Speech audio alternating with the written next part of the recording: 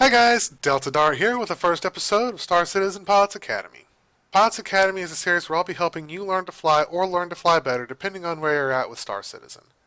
To get things started, we're going to be going over the HUD or heads-up display and what it entails. We're going to be using the Consolidated Outland Mustang Delta on the Broken Moon map in the solo free flight mode. Let's get started. Here we are in the cockpit of the Mustang Delta.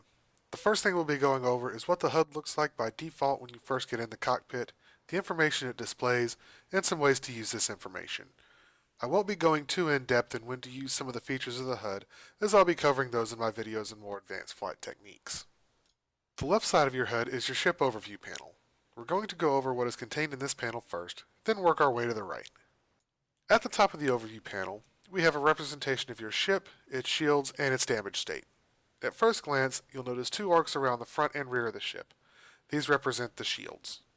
Since the Mustang only has a two-direction shield, it only has arcs on the front and rear of the ship.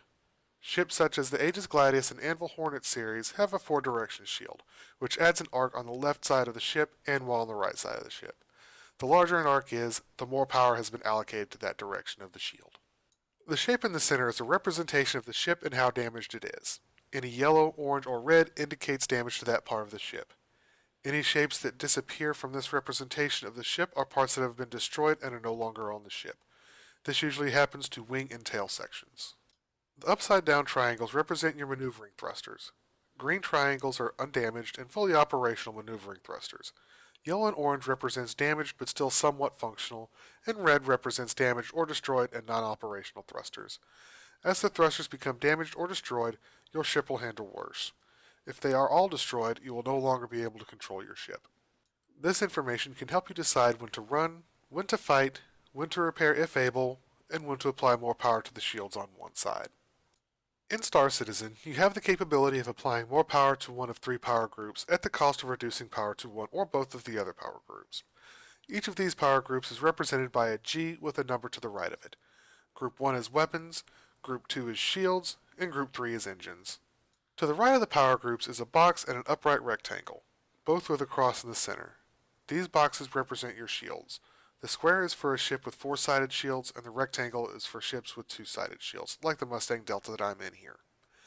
As with the power groups, you can add power to a particular shield direction at the sacrifice of another shield direction. Below the power groups and shields, you have your weapon systems. This view gives you a brief status report on your weapons. This view will be different depending on the weapons you have on your ship.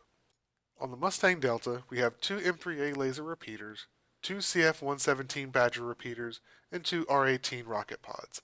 These weapons are arranged by where they are mounted on the ship. In this case, the M3As are mounted on a turret on the nose, so these are listed on the same line. The number 2 Badger and number 3 R-18 are mounted on the wing, while the number 4 Badger and number 5 R-18 are on the other wing. If a weapon is damaged beyond repair but is still attached, it will be in red lettering with a red X through it.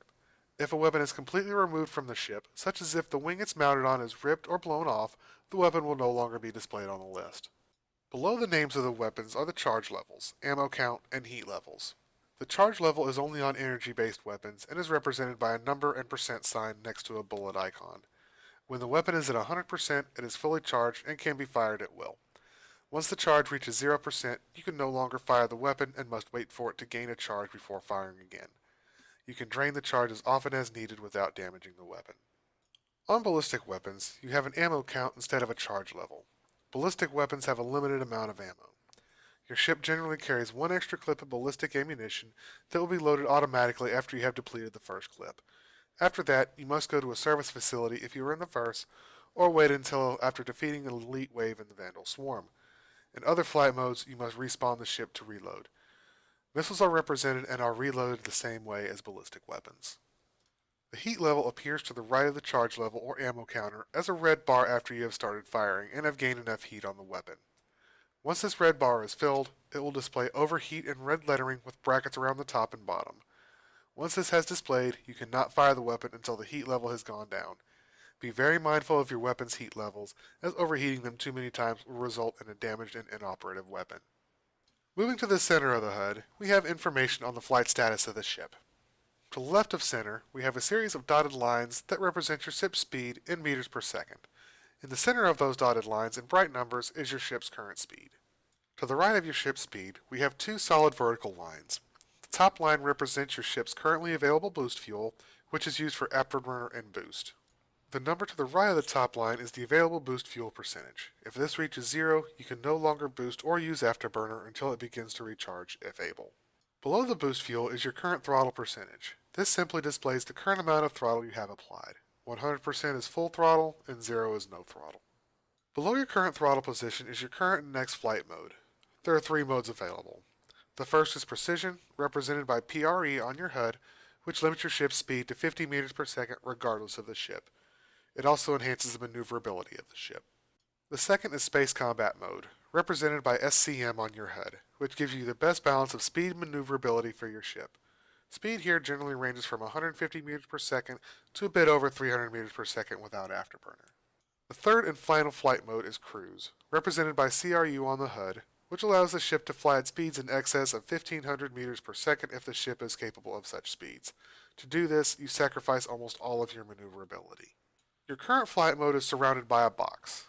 The arrow to the right will point either up or down to show if you're going to go up to the next fastest mode or down to the next slowest mode.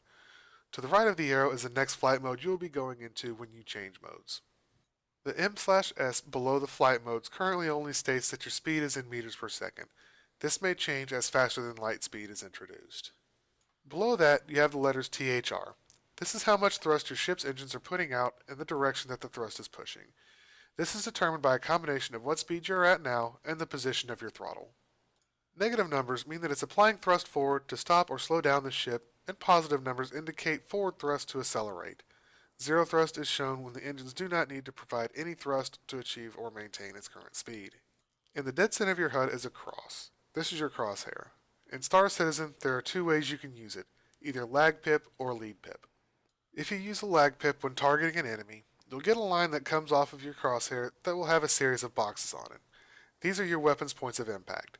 If you have weapons that all have the same projectile flight time, you'll only have one box. Otherwise, you'll have one for each group of weapons with similar projectile flight times. You'll want to place these boxes over your target before you shoot. When using a lead pip, you still get the line with the aim boxes on it, except that the line comes off of your target, not your crosshair. To aim with a lead pip, point the crosshair at the boxes. You can choose which pip you use by going to your options menu and selecting Flight Lead Pip Reticle and leaving it as No for lag pip or change it to Yes for lead pip. Below your crosshair is a big ball. This is your radar. In it, you'll see a 3D representation of your ship. When there are other ships that have been detected, this will display lines coming from the 3D model of your ship. At the end of each of these lines is another ship. These lines will point to other ships as they are in relation to your ship. To the right of your crosshair is your countermeasures. The Wi-Fi symbol represents your chaff and the flame represents your flares. The numbers to the right of the symbols is how many of each type you have remaining. Chaff is effective against electromagnetic tracking missiles and sometimes radar-guided missiles, while flares are effective against heat-seeking missiles. Below your countermeasures are your IFCS safeties. Here you'll see coupled, G-safe, ComStab, and ESP. Coupled allows you to fly more like you're in an atmosphere. If coupled is off, which is referred to as decoupled, your ship will fly more like it is in space, allowing you to perform more advanced maneuvers. G-safe aids in preventing you from passing out by providing appropriate counter thrust under hard maneuvers. When this is off, you'll have more control over your ship at the cost of passing out more due to G-forces. ComStab acts as a traction control device for your ship. Much like G-safe, ComStab applies appropriate counter thrust to your movements. This time, though, instead of applying it to prevent passing out, it applies it to prevent drift. Both G-safe and ComStab perform their jobs by sacrificing speed while maneuvering. If you want to maintain speed during maneuvers, you can turn these off. However, when they're off, the ship will be far more difficult to control, but it can be done with lots of practice. Below your IFCS safeties is your quantum fuel indicator. This indicates how much quantum fuel you have remaining. Quantum fuel is used to power your quantum drive, which enables you to fly within a star system quickly. Without it, you'd spend an entire day or more flying from Port Olisar to a comm array. This can only be replenished by going to a service facility. In the upper right-hand corner of your HUD is a representation of your target. This will be displayed based on his orientation related to yours. Much like the representation of your ship in the upper left-hand corner of your HUD, this shows your target's shield and damage states. Additionally, it shows your target's distance from you and the name of your target. The last information that is displayed about the target is its signatures. EM is its electromagnetic signature, IR is its heat signature, and CS is its radar or cross-sectional signature. The higher those values are, the more detectable your target is and easier it is to acquire a missile lock on your target. The final information that the HUD displays that we'll be going over is the signatures that you're emitting. In the lower left corner of your HUD, you see a box that has EM with a number and line next to it, and an AMB with a 20 and a line next to it. The EM is your electromagnetic signature. The higher this number, the easier you are to detect and for an enemy to get a missile lock on you with an EM missile. This can be affected by firing energy weapons, having your shields powered on, and the amount of power you're using amongst other things. The AMB is the ambient EM signature, which is the EM signature of the environment around you. This value is always at 20, as the ambient mechanic isn't in place yet. In the lower right hand corner of your HUD is the IR, or infrared signature that you're emitting. This is the heat that your ship is putting out. The higher this number, the easier you are to detect and for an enemy to get a missile lock on you with an IR missile. This can be affected by firing your weapons and using your thrusters amongst other things. Just like with the AMB on the EM side, the AMB under IR is the heat signature being put out by the environment and is not in place as of yet. In conclusion, some of the information on the HUD is just nice to know when you're first learning to fly a ship. However, most of it is critical when flying where there are going to be other players or AI, or even when you're just traveling the verse. Space is a dangerous place, and the HUD and your understanding of it can make a difference in your survival. Hi guys, Delta Dart here. If you like this video, don't forget to like and subscribe. If you're looking for something else to watch while you're waiting on my next video, check out these videos right here. They'll keep you tied over. Until then, keep your guns on target, and I'll see you next time.